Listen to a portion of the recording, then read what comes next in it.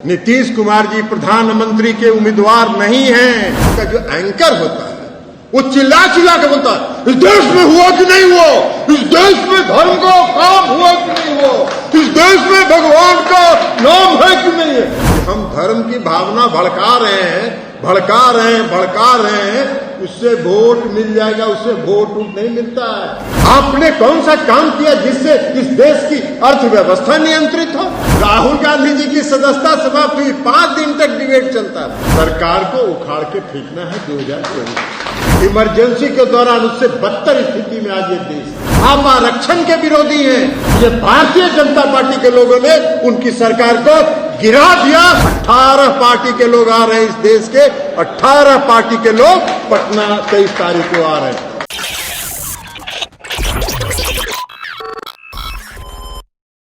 उसका जो एंकर होता है वो चिल्ला चिल्ला के बोलता है, इस देश में हुआ कि नहीं हुआ, इस देश में धर्म का काम हुआ कि नहीं हुआ, इस देश में भगवान का नाम है कि नहीं है। यही काम ये बच गया है मीडिया का काम। ये है अब मीडिया का काम। इस तरह से इस देश में मीडिया चल रही है तो कहां बचा, कौन सा लोकतंत्र बचा। लोकतंत्र का चौथा स्तंभ भी खत्म है, लोकतंत्र का चौथा स्तंभ भी खत्म है। लेकिन एक बात ध्यान लीजिए, धार्मिक उन्माद फैलाने से लोगों को यह भ्रम जरूर हो जाता है कि हम धर्म की भावना भड़का रहे हैं, उससे वोट मिल जाएगा, उससे वोट नहीं मिलता है। अगर वही वोट मिलना होता तो कर्नाटक में तो हाई पीच पर प्रधानमंत्री धर्म को ही काम ना फैला रहे थे। कहां वोट मिल गया, कहां वोट मिल, उससे वोट नहीं मिलता है। लेकिन इनको लगता है कि धार्मिक भावना हम फैलाएंगे, धार्मिक उन्माद फैलाएंगे, धर्म के नाम पर समाज को बांटेंगे तो हमको वोट मिलेगा। अरे सरकार बनती है काम करने के लिए, काम करने के लिए काम कीजिए और अपने काम के बल पर वोट मांगिए। आप इस 14 में इस देश के प्रधानमंत्री बने, आज 9 साल हो गया, 10वां साल में आप जा रहे हैं। आपको यह साहस नहीं है कि आप इस देश को बताएं कि आपने कौन सा काम इस देश के हित में किया। आपने कौन सा काम किया जिससे महंगाई खत्म हो, आपने कौन सा काम किया जिससे बेरोजगारी खत्म हो, आपने कौन सा काम किया जिससे इस देश की अर्थव्यवस्था नियंत्रित हो। नहीं बोल सकते हैं आप, इसलिए कि वो काम आपने किया ही नहीं, वो काम आप कर भी नहीं सकते हैं, इसलिए कि आपकी क्षमता ही नहीं है वो काम करने। मुझको याद है, ये गुजरात के मुख्यमंत्री थे आदरणीय प्रधानमंत्री, और डॉलर का भाव, $1 का भाव जब यूपीए की सरकार थी, मैं भी लोकसभा में था, और स्वर्गीय आदरणीय सुषमा स्वराज जी उस समय विरोधी दल की नेता थी,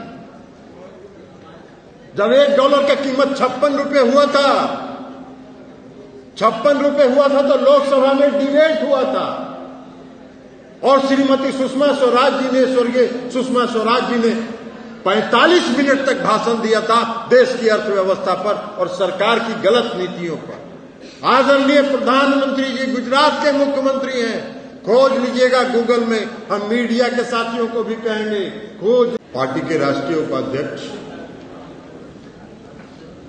आदरणीय मुन्नीलाल मंडल जी, प्रदेश के अध्यक्ष साथी उमेश कुशवाहा जी, शिक्षा प्रकोष्ठ के अध्यक्ष डॉक्टर LD सिंह साहब, पार्टी के प्रदेश महासचिव संजय गांधी जी, सुनील जी, लोक प्रकाश जी, और संचालनकर्ता और पार्टी के प्रदेश महासचिव वासुदेव जी, और आज के आकर्षण के केंद्र डॉक्टर विमल कारक जी और उनके सभी साथियों, और आप उपस्थित सभी साथियों। डॉक्टर विमल कारक जी ने आज, और आप सबों ने जो उनके साथ आज आप आए हैं, आप सबों ने जनता दल यू की सदस्यता ग्रहण की है। हम आपका हृदय से जनता दल यू परिवार में स्वागत करते हैं, आपका अभिनंदन करते हैं।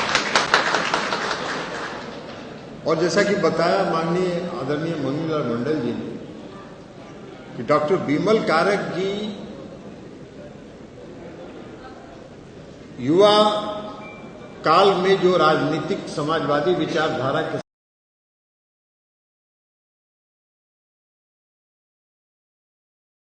मंगनीलाल मंडल जी थे, तो उस समय हम सब लोग उनके नेतृत्व में काम करते थे और युवा संगठन को मजबूत करने का काम करते थे।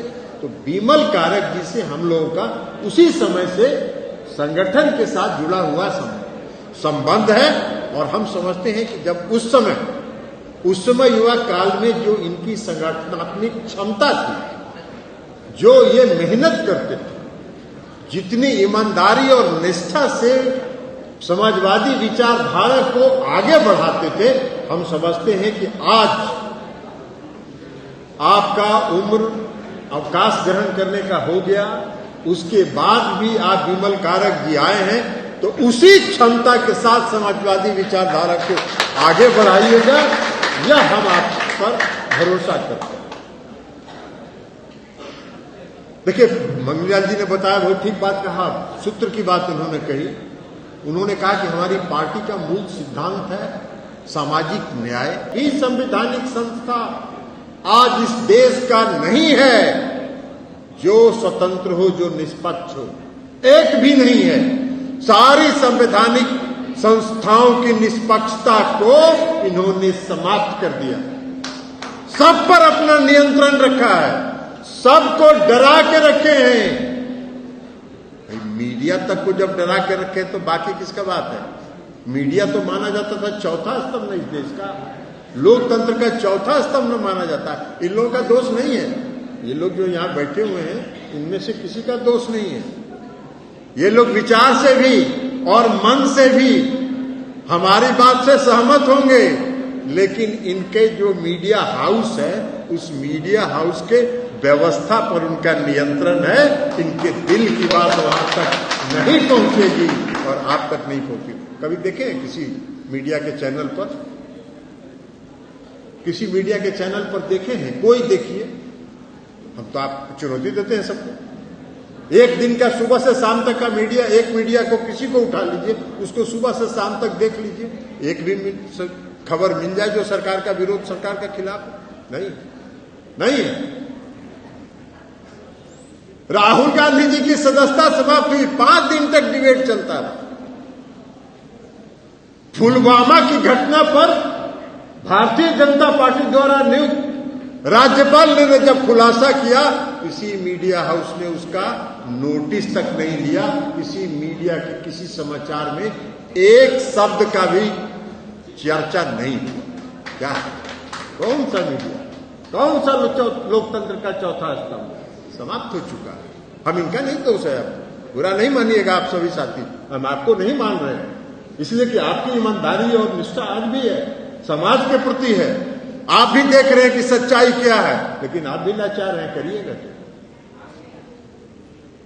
तो ये है, आज है ये बात, तो सारा खत्म हो गया। आजकल काम क्या हो रहा है? काम एक ही हो रहा है कि देश में कैसे धार्मिक उन्माद फैलाया जाए, यही काम होता है। एक आध दो चैनल है, हम नाम नहीं लेंगे चैनल,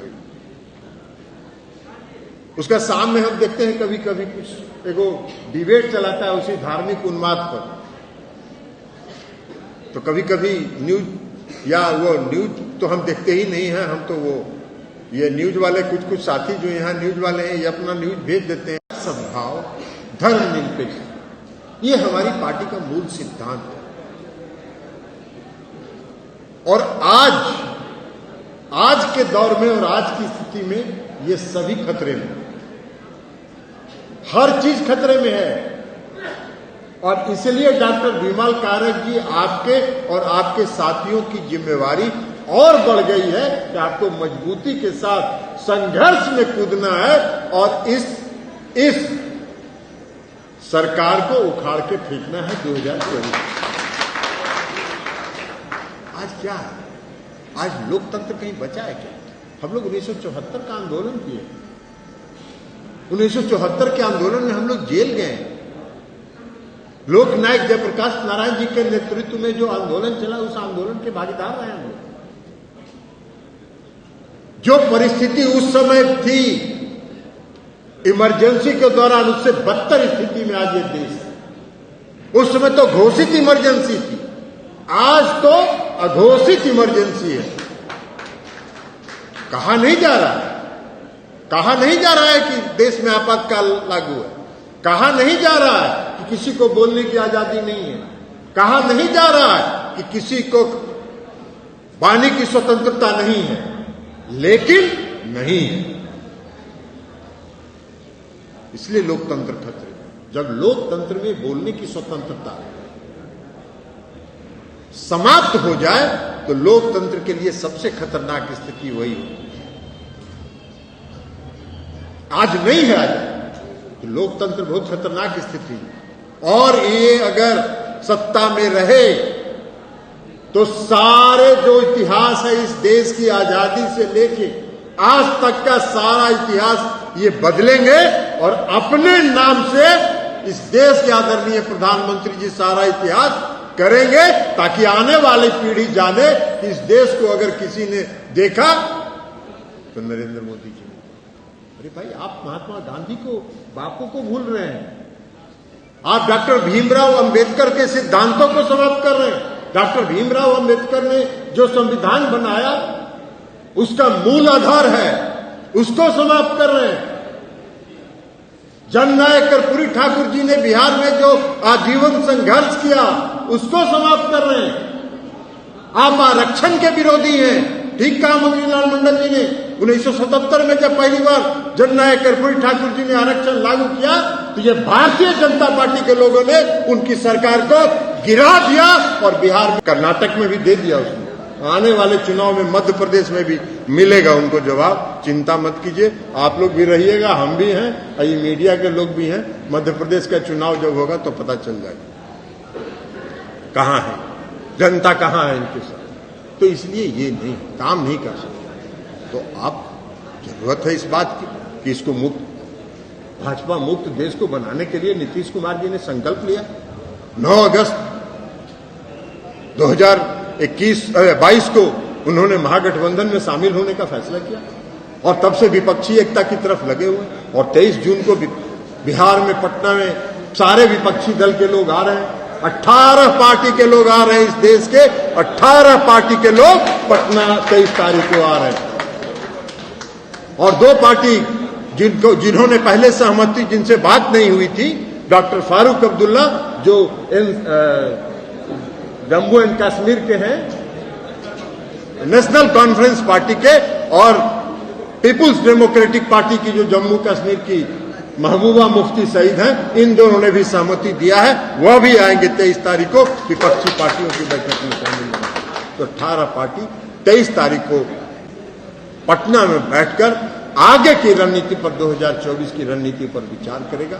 तो माननीय मुख्यमंत्री जी विपक्ष को एक करने में लगे हुए हैं और हम समझते हैं कि हम सबों का भावना, हम सबों का नैतिक समर्थन उनको है, इसलिए पूर्ण सफलता उनको मिले।